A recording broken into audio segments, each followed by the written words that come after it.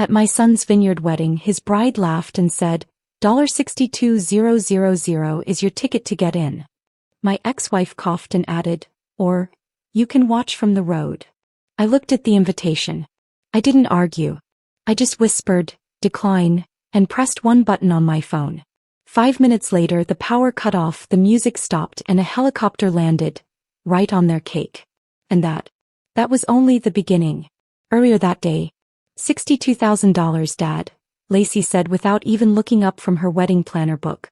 That's your ticket to be part of the wedding. She said it so casually, like she was talking about the price of a hotel room. Like we weren't standing under the vineyard arch, the place where I was supposed to watch my only son get married next month. I paused. Maybe I heard her wrong. But then my ex-wife, Kelly, gave a little cough and a fake laugh. Or, she added, swirling her fancy champagne, you can stand on the hill by the road. Great view from there. That was their idea of a compromise. We were at a wine tasting, a casual family moment. At least that's what they called it. But everything was catered, posted online, and fake smiles were everywhere. Lacey wore a perfect white linen dress. Kelly wore something that looked spiritual, but screamed fake.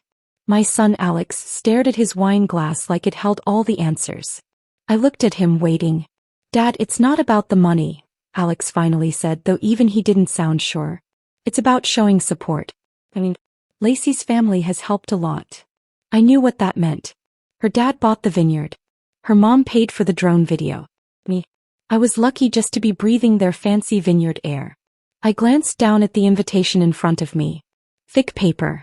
Gold edges. At the bottom in fancy writing it said, attendance requires contribution to the Joy Fund.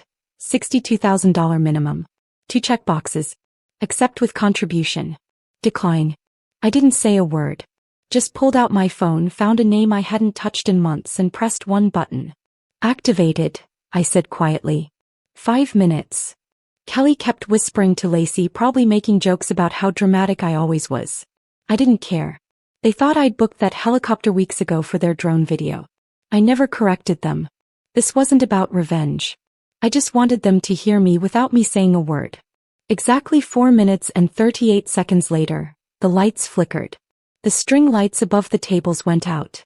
The music stopped. It wasn't anger. It wasn't sabotage. It was a message, for me. The whole place went quiet, confused. Then over the trees, loud and low, came a helicopter. People gasped. Someone screamed. The wind from the blades sent wine glasses crashing and menus flying. They had brought a fake wedding cake for photos. Visual rehearsal, they called it. Lacey screamed, pie cake, as the wind lifted the giant frosting-covered cake right off the table. The helicopter landed perfectly, right on their fancy aisle. I didn't move. Still holding the invitation in one hand, my thumb on the remote in my pocket. And that was just the beginning. But before we get to what happened next, let me explain how it all started. The first time I paid Alex's college tuition, he texted me one word. Tech. That was it. No, thank you. No call. Just 3 letters and a thumbs-up emoji. I told myself he was busy. The second time it wasn't even Alex. It was Lacey. And it wasn't a thank you, it was a request. Can we increase rent support for the new place? Parking isn't included. Not we found a place.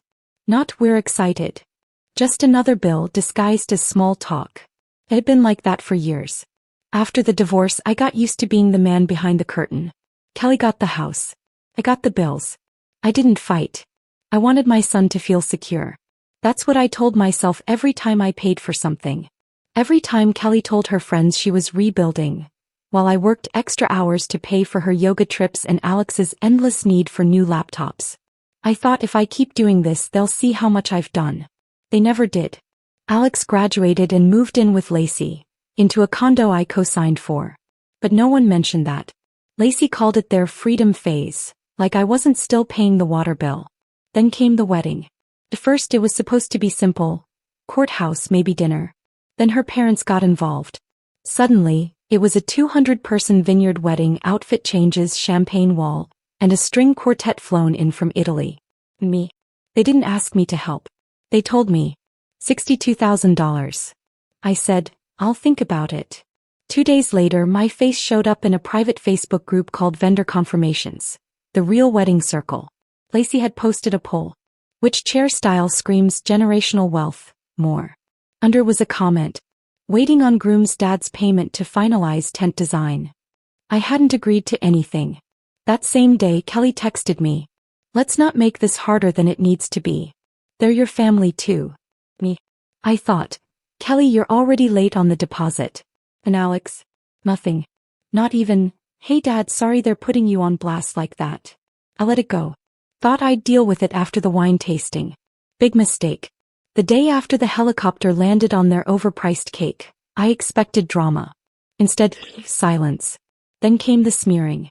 Lacey's cousin, a guy I hadn't seen since Alex's graduation, posted a shaky video of me standing quietly at the tasting. Caption. When the dad thinks it's his day. #toxic masculinity, #myweddingnuz. The comments rolled in. Isn't he the one who walked out? Deadbeat energy. If you can't pay, just say that. They used silence as a weapon. And they were winning until I got the call. It was Amanda, my niece. Kelly's sister's daughter. The quiet one at family dinners. The one who always noticed everything. She was crying. They're saying terrible things about you in the family chat, Amanda told me. I figured, I muttered. No, they're changing the whole story. Saying you refused to help. That you tried to ruin the wedding. That the helicopter stunt was you losing your mind. Lacey called you unstable. I didn't say a word. Then she sent me screenshots. Dozens of messages. From Kelly. He's always had control issues. Honestly, I'm scared of what he might do. From Lacey. We tried to be nice. He's just bitter. From Alex. He's just mad it's not about him. That broke something inside me. The next morning I drove to my old storage unit. I hadn't opened it in 5 years. In the back, under a box marked tax docs, was an old hard drive. It was from Alex's old laptop. I kept it when he moved out, thinking maybe one day he'd want his teenage photos. Instead, I found documents, invoices, bank records, spreadsheets. One folder was called Dad Help, Money with Wings. Inside were hundreds of payment records, emails, bank transfers showing how much I'd paid. One file stood out, a wedding planning spreadsheet. It listed every vendor, their price, and a column called Dad's Share, $62,000. It wasn't a suggestion. It was part of the budget. Next to it, a comment from Lacey. If he doesn't pay, we cut him. Drama equals content anyway. They were planning to use me either way. That's when I found an audio file. It came from a phone call between Lacey and her mom. It had synced by accident from her iPhone backup. I pressed play. He's not coming unless we beg. Her mom. Then don't beg. Let him sulk. We'll say he's unstable. No one questions trauma these days. I played that file 3 times. Not because I couldn't believe it, but because I could. A week later, I got a wedding update email. Apparently, the venue had electrical problems and was now under investigation. Was that my doing? Maybe. Did I confirm? No. Did I deny? Also no. Then came the real blow. Alex emailed me. Not a text. An email. Hey Dad. After everything, we think it's best you don't come to the wedding. You'll be refunded your RSVP contribution. All the best, Alex. Refunded? I hadn't paid a cent. So I replied. Declined refund. And I attached something else, the audio file. The one where Lacey and her mom planned to call me unstable. I also blind CC'd every vendor listed in that spreadsheet. I signed the email. From the father of the groom, still paying, still watching. A day later, the cake designer canceled. The violinist posted on TikTok about turning down unethical gigs. Someone hacked Lacey's Pinterest, replacing all her wedding ideas with pictures of disaster weddings. Then Kelly emailed me. What are you doing? You're ruining his life. You've always been jealous of anyone who loves him more than you. I didn't reply. I forwarded it to Amanda. Subject line, file under gaslight. Then I made a call I hadn't made in years, to my brother Mark. He left the family at 22.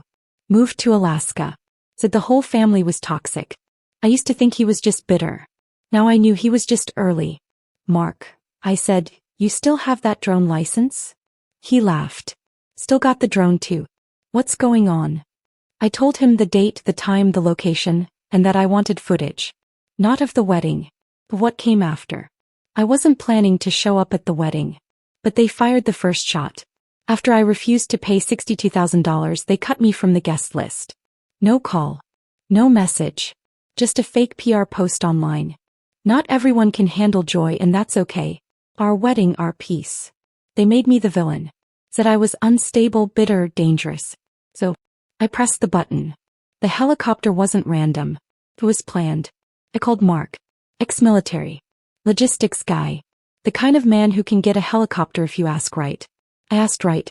I paid for the flight, the pilot, the permits. 2 months earlier, when I offered to help with setup, I marked the landing spot. The exact center of the lawn. The same spot where they later placed the cake. They thought I was helping. Really, I was marking the target. The helicopter arrived exactly 5 minutes after my signal. At first, people smiled. They thought it was a surprise photo shoot. Then came the wind. It ripped veils, shattered champagne glasses, blew seating charts everywhere, and then the cake. All $8,000 of it flew into the air and exploded into frosting and sugar rain. Kelly screamed. Lacey stood frozen, covered in frosting. Alex just stared at the mess like looking in a mirror. I didn't watch the chaos. I calmly walked to the stage. There was a microphone set up for speeches. I took it. I didn't yell. Before the dancing starts, I said, I'd like to offer the first truth. Silence. Phones came out. Lacey ran toward me. You're trespassing. This is harassment. I ignored her. Pulled out my tablet. Hit play.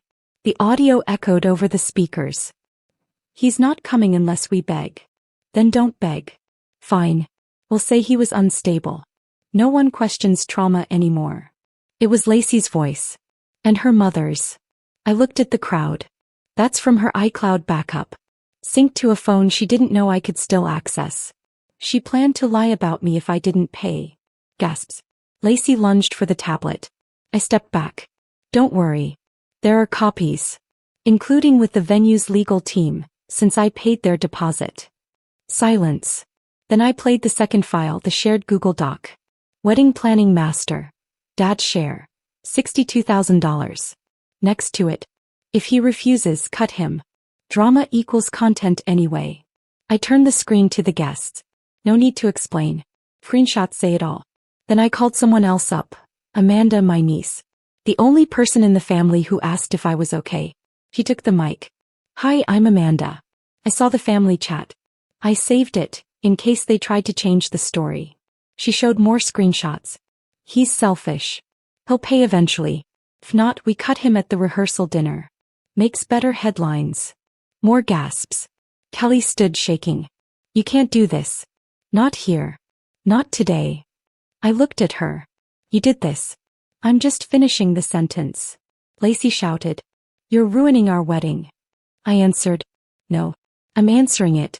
You put a price on family, so here's your bill. The crowd started to shift. Some left. Some filmed. Some cried. Alex still hadn't spoken. He looked at me once.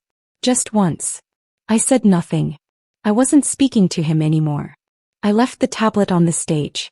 Walked out calmly, while the wedding playlist started again like nothing happened. Maybe for them nothing had. But for me, that was the last time I stood quietly in the middle of a lie and let them call it love. The next morning I woke up to 37 missed calls. 12 from Kelly.